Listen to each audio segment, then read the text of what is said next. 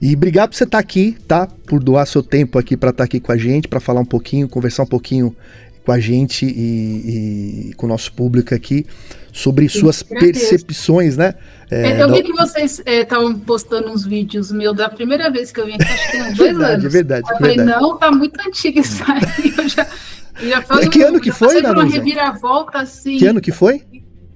Eu acredito que foi em 2023, né? 2023. Foi quando eu publiquei o livro. Verdade. Desde o teu livro nossa, é o... como é que chama? Operação Gênesis. Operação Gênesis. Você já fez outro livro? Eu tava terminando um livro, só que aí eu fui intuída a passar outro livro na frente. Então eu comecei a escrever um terceiro livro. Você pode falar o nome? Que é sobre... eu ainda não escolhi exatamente o nome, mas eu falo desse mundo pré-diluviano, que é um dos temas que eu vou abordar aqui. E ele meio que tá assim na fila para ser o que eu vou lançar esse ano, né? Então tinha outro praticamente pronto, mas um assunto muito polêmico e um assunto até, eu diria que pesado, né? Então era muito difícil fazer a revisão.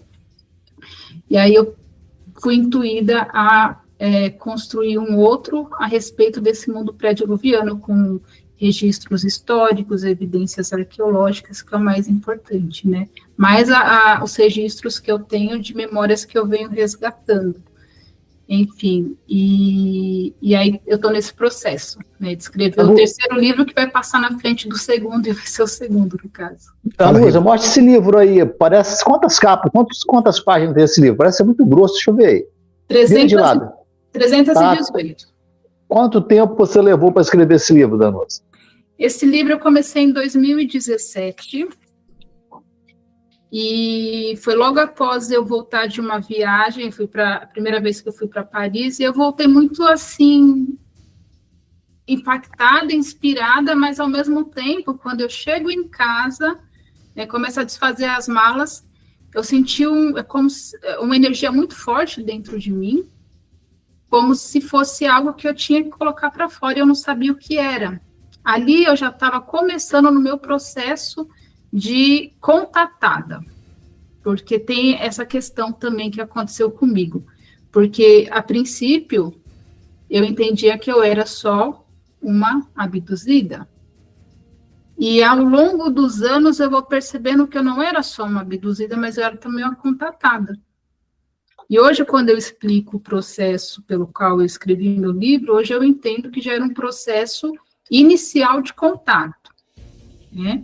Então, tinha informações que eu escrevia, que eu colocava no livro, que eu falava, mas informações históricas, que eu não detinha o conhecimento, que eu ia lá, pesquisava no Google e aquilo tinha acontecido. Um exemplo é quando o Alexandre o Grande, no meu livro, eu sabia que ele tinha ido para o Egito, mas para a narrativa fechar, eu precisaria que ele tivesse ido para um oráculo. E aí eu falo, não, eu não posso simplesmente inventar que ele foi no oráculo para fechar a narrativa, tem que existir o registro histórico de fato. E aí, quando eu pesquiso na internet, ele de fato tinha comparecido a um oráculo no Egito, e aí fecha a narrativa. Então, assim, foi um processo, foi assim um livro inteiro. Então, vi informações e eu falava, nossa, mas de onde está vindo essa informação? Às vezes eu não conseguia encerrar um capítulo, não tinha ideias. E aí, o que eu fazia? Eu comecei a perceber que quando eu entrava no banho, vinha toda a informação. Então, a água, eu comecei a perceber a água como um elemento, um catalisador dessas informações. Depois eu vou entender por que isso acontecia no chuveiro. Porque a água é portal. Isso é muito importante da gente compreender sobre a realidade dimensional. Porque se a gente pegar, por exemplo, o filme Constantine, toda vez que eles precisam transitar entre as dimensões, eles entram no quê? Ou põem o pé numa bacia de água, ou entram numa banheira, e ali é feita... E até a moça pergunta para o Constantine por que da água. Ele fala, ó, a água é um condutor entre realidades. Uhum. O filme Minority Report também, não sei se vocês lembram que os detetives do futuro, eles ficam imersos na água. E aí, nesse futuro, não existe mais crimes. Por quê? Porque esses detetives que ficam na água, eles já preveem o crime antes dele acontecer. E aí, a polícia do futuro, ela age só impedindo que o crime ocorra. Então, não chega a acontecer crime nessa realidade futurista do filme Minority Report. Então, esse conceito da água, ele é muito real, né? E ele vem sendo trabalhado em filmes e séries, e é uma chave muito importante da gente compreender, né? E a gente vai compreender, inclusive, a questão do dilúvio, né? Que tem a ver com queda dimensional, com transição entre realidades. Para você, essa parte do dilúvio, né? Os próprios seres conhecidos como Anunnakis, que ao partirem do planeta para esconder os seus rastros, vamos dizer assim, apesar que para esconder o negócio feito na pedra é mais difícil, né? Mas talvez com a intenção de os humanos acharem muito depois, né?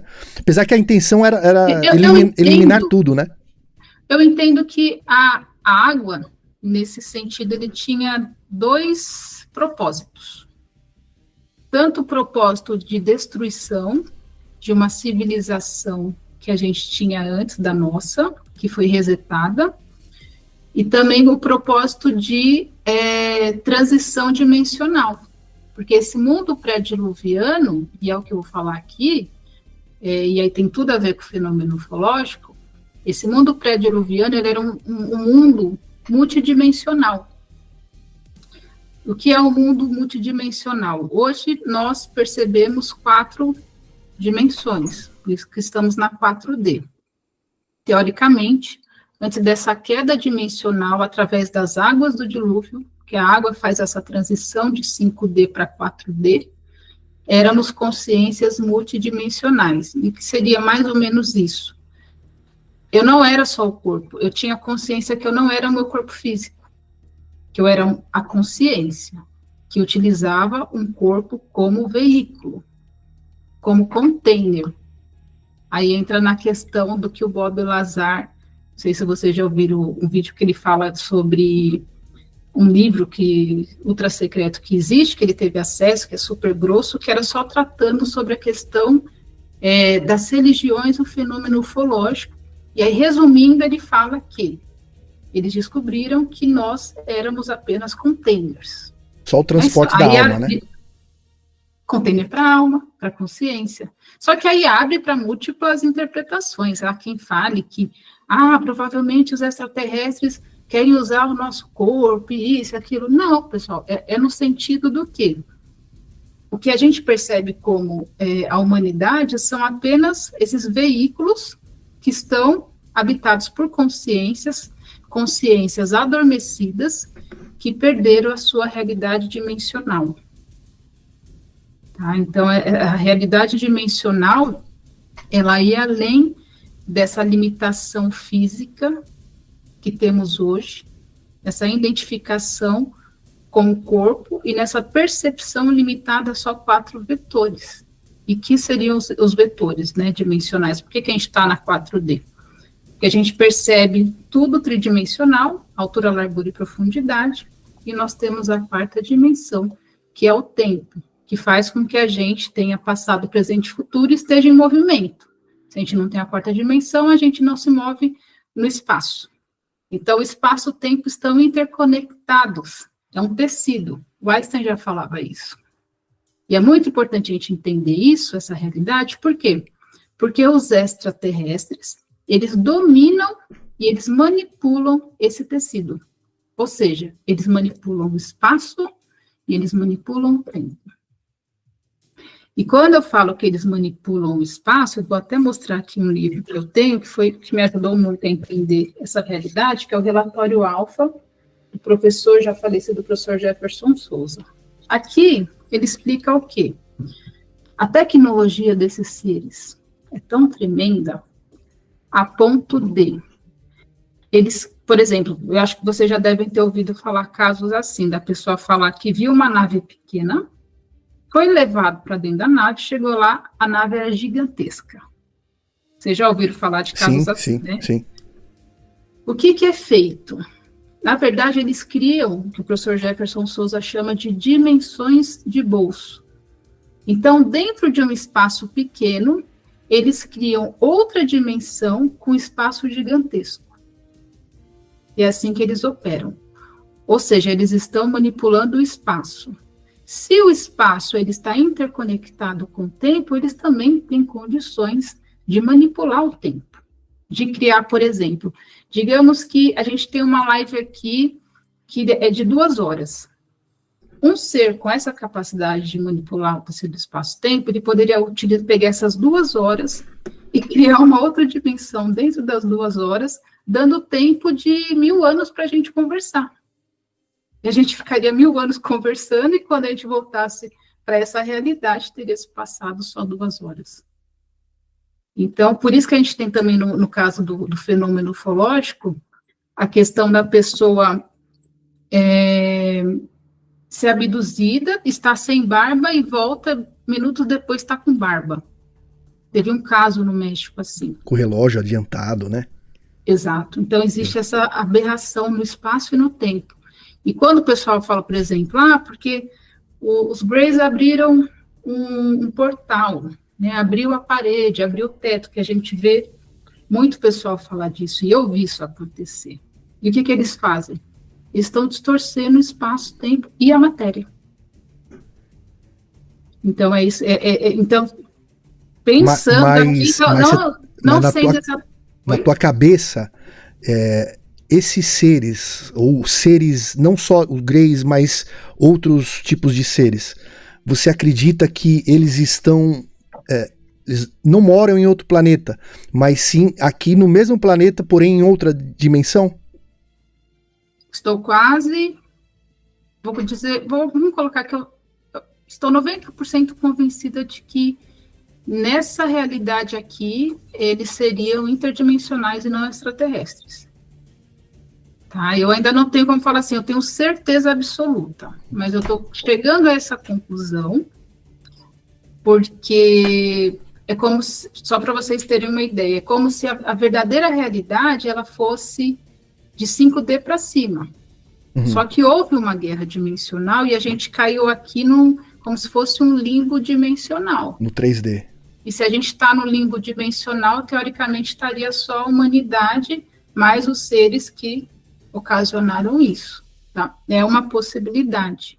Uhum. E aí, quando, por exemplo, um extraterrestre, igual a gente pega o Valiant Thor, que falou que vinha de Vênus, aí a pessoa fala assim, não, mas não tem vida em Vênus. Mas talvez ela não tenha nessa igual a nossa dimensional. Não, né? Igual a nossa não, pode ter outro tipo de vida, né? Ou ela pode estar numa dimensão acima e a gente só percebe 4, então a gente não consegue perceber. Porque nós estamos limitados a 4 percepções de realidade, 4 vetores.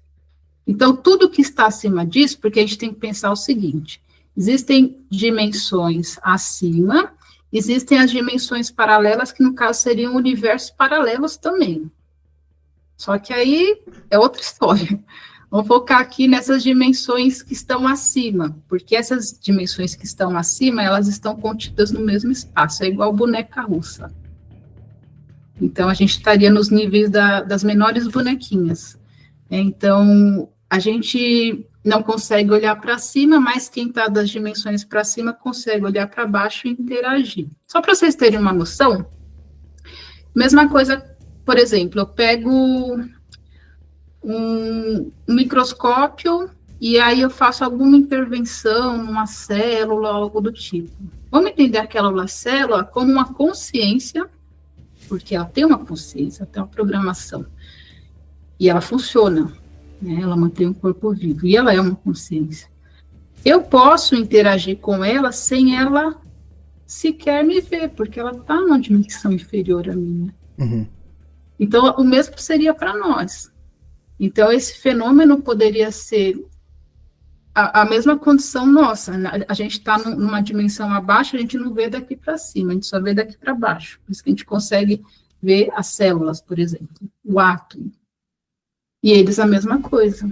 Então, de lá para cá, eles conseguiriam nos ver, interagir, aí entra a questão de fenômenos poltergeists e tudo mais, toda essa questão que o pessoal chama de paranormal, seria questões dimensionais que a gente não tem condição de compreender por conta da queda dimensional. Então, seria nesse sentido. Tá?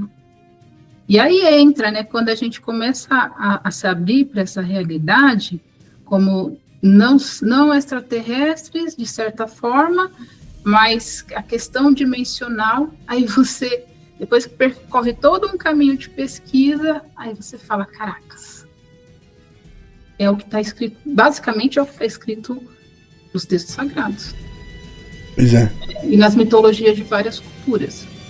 E aí o que me deixa assim, o que me fez muito focar nesse caminho de pesquisa e tudo mais, de investigação, 2023, até separei um vídeo, se você quiser exibir para o pessoal, colocar na legenda em português, o David Grush, David Grush, né? Fala da hipótese interdimensional. E aí, ele falou lá em 2023, existe o potencial interdimensional que é falado referente a esse fenômeno. Mês passado, agosto, Ana Paulina Luna, ela foi no Joe Rogan, não sei se vocês viram, e ela falou justamente a mesma coisa que o David Grush, os interdimensionais. E ela cita o livro de Enoque. E o que o livro de Enoque fala? Sobre anjos e demônios, né? Anjos que se rebelaram, caíram, e outros que ficariam em esferas acima. Então, você tem duas pessoas, que não são qualquer pessoa, né? Falando desse potencial interdimensional e, inclusive, citando o livro de Enoque. Se você puder rodar aí... Só um adendo antes de rodar, a questão dessa parte que você falou, né? Muitas pessoas não aceitam, né, pessoal? A gente está acostumado aí, o pessoal não aceita acha que a ufologia só tem que ir para esse lado e que a gente só está explorando esse emaranhado de informações e também informações dimensionais. Não é à toa, não é porque a gente tem um achismo dentro da gente, é porque isso aí essas informações estão sendo comentadas oficialmente no Congresso americano. Então as informações, a realidade é essa, né? É o preconceito, então, né? Pois é, então se a gente está falando coisa desse tipo e a pessoa não aceita e só quer seguir para a ufologia somente da ciência, é natural, né? Mas a gente está dando as informações que realmente estão rolando. Mas eles estão falando porque eles não descobriram nada, então eles têm que gerar informação para poder falar que é ou que não é, né? Então vai do seu conceito, pegue, como sempre eu falo aqui, pegue o que servir para você. Né? O que não servir, você descarta, beleza? Vamos assistir então o vídeo que a Danusa separou pra gente aqui, com essa informação lá do Congresso americano, dos representantes, que o David Grush, ele fala a respeito disso que a Danusa mencionou aqui pra gente. Vamos lá. You have mentioned that there's interdimensional potential. Could you expound on that? Yeah, to answer your first question, and I'm here as a fact witness and expert, but I will give you Pera só um pouquinho, pessoal. Deixa eu tirar a galera daqui. Deixa eu voltar esse vídeo aqui. Crashes. Que a gente tá com o vídeo bem em cima aqui. Deixa eu tirar para aparecer a legenda aqui para vocês. Pera só um pouquinho. Vamos tirar aqui só para vocês verem a legenda desde o começo do vídeo. Vamos colocar do começo aqui.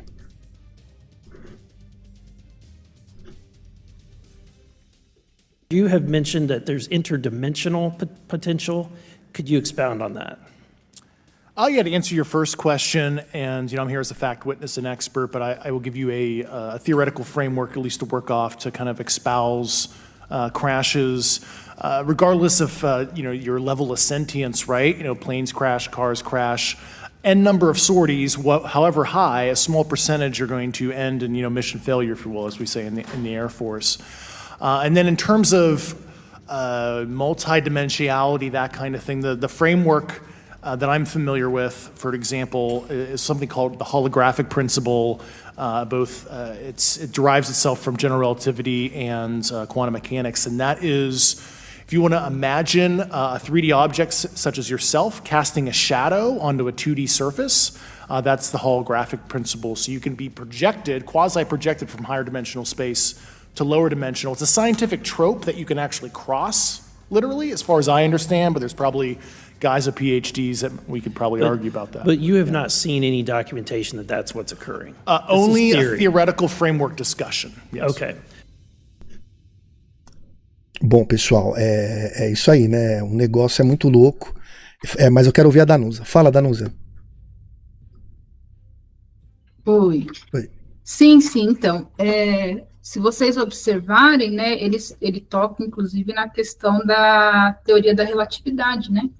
Então, esse fenômeno, pessoal, quem quer entender o fenômeno ufológico, precisa entender da teoria da relatividade, precisa entender essas questões dimensionais, vetores de percepção, porque se não compreender, vai ficar para trás. O fenômeno vai acontecer, porque eu acredito que existe a possibilidade de isso ganhar uma proporção ainda muito maior, e se a pessoa não estiver bem amparada em conhecimento e informação, ela buga, ela não vai dar conta. Então, eu acho que é o momento, assim, da gente deixar um pouquinho os preconceitos de lado, porque quando a gente fala, por exemplo, espiritualidade, tudo que a gente fala de dimensão que a gente não acessa, a gente pode colocar nesse campo da espiritualidade. Então, o que é chamado de interdimensionalidade, 5D, é o que chamamos também de mundo espiritual, mundo astral, do qual a gente não tem pleno domínio.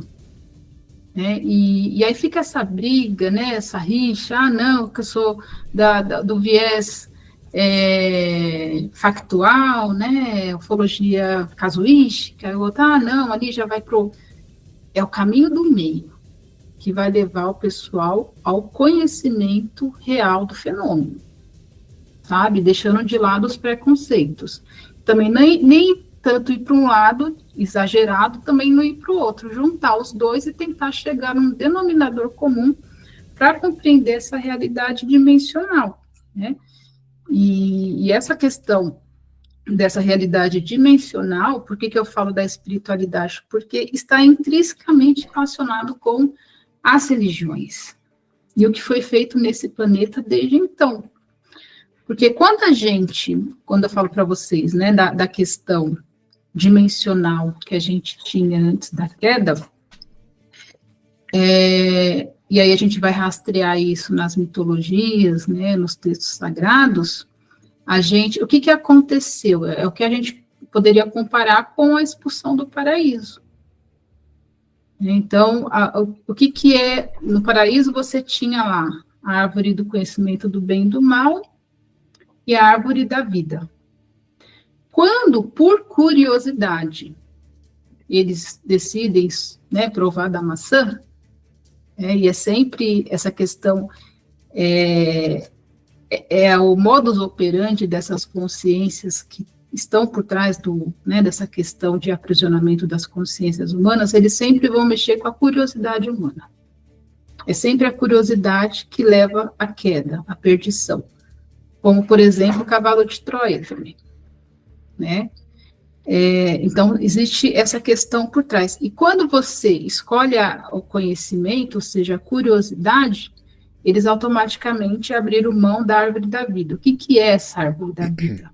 Não é que eram seres que tinham corpos que não morriam nunca. Não, eram consciências que não estavam aprisionadas ao corpo.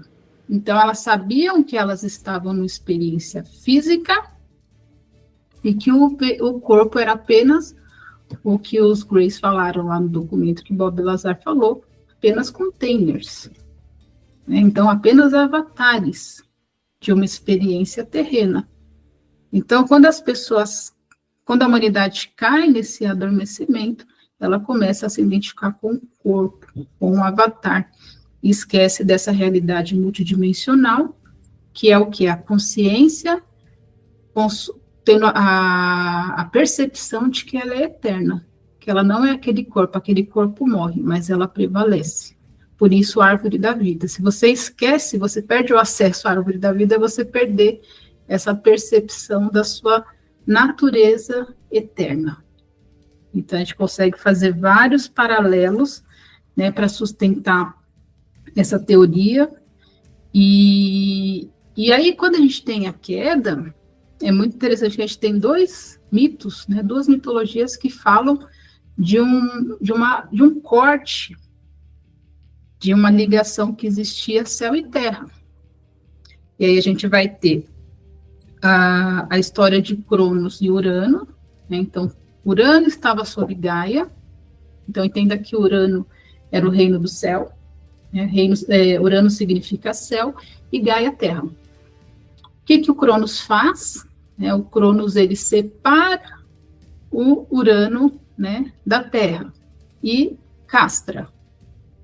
Então, você tinha uma ligação céu e terra. Então, o reino celeste é castrado. Então, você tem um deus castrado, que é Urano. E depois você vai ter, isso daí é mitologia grega. Quando a gente pega a mitologia dos hititas, eles têm uma história parecida, que é o mito de Kumab. No mito de Kumab, Kumab castra Anu, que era o deus celeste. Então, a gente tem muito essa questão da castração. E o que é essa castração? É a ligação. A gente tem também Osíris. Quando a gente pega a história de Osíris, né, que foi enganado pelo próprio irmão, que era o Sete, ele é colocado num caixão, enterrado vivo, mas depois ele consegue voltar à vida. Aí, depois, novamente, Sete arma contra Osíris, despedaça ele em vários pedaços, joga pelo rio Nilo, e Ísis sai pegando todas aquelas partes do corpo de Osíris. Só que fica faltando uma parte, que é o falo. Então, ela consegue reconstruir ele, só que reconstrói sem o falo. Então, isso é muito simbólico. Então, o que os antigos nos queriam dizer, né? Então, entendendo Osíris como o celeste, né, o deus celeste, Ísis como a mãe terra. Houve uma separação, uma castração, e isso aconteceu depois que houve essa queda dimensional.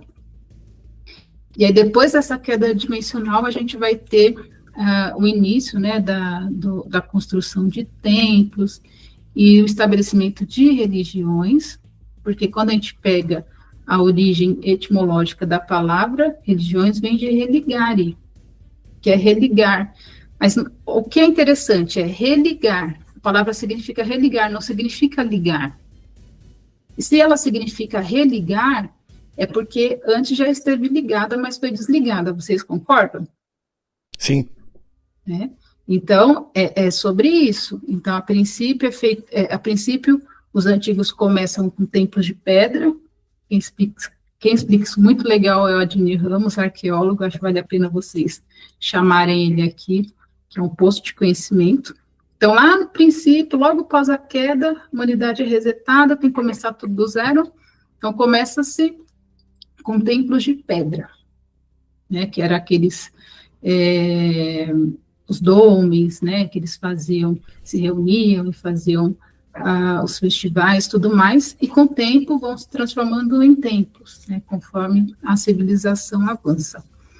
Que é justamente essa tentativa de fazer essa religação de algo que foi cortado, retomar essa condição dimensional que tínhamos, mas que foi perdido.